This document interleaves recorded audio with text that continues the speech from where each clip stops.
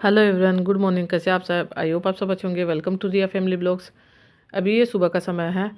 पूजा मैंने कर लिया है। उसके बाद मैं ले रही हूँ जोत लेने का तैयारी। आज अमावस्या है तो अमावस्या का जोत लिया जाता तो उसी का तैयारी कर रही हूँ।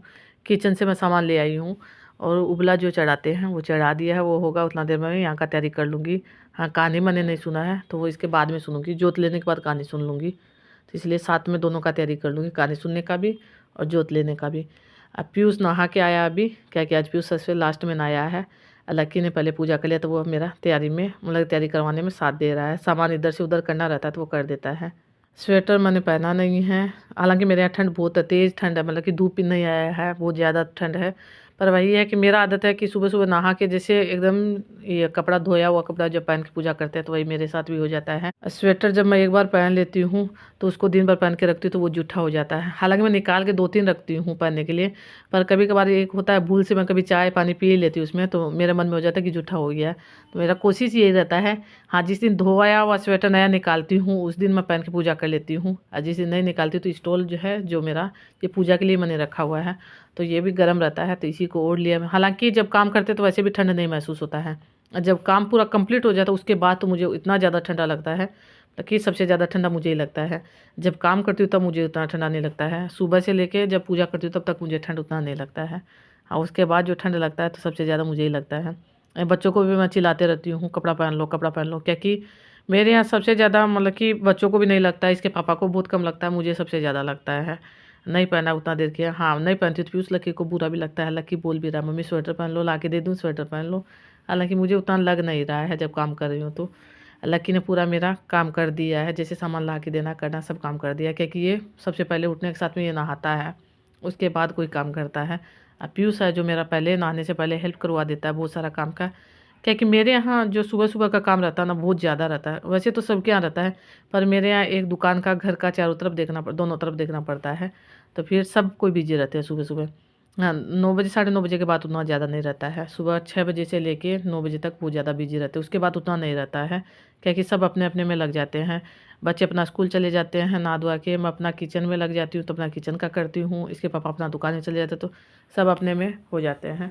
और सुबह सुबह जो हड़बड़ी रहता है बहुत ज़्यादा रहता है। तो यहाँ मैंने जोत भी ले लिया है, लकी भी मेरे साथ ले लेगा। अब पीयूष भी आ रहा है, वो अपना कपड़ा पहन रहा है तो वो भी आके ले लेगा, उसके बाद इसके पापा लेंगे।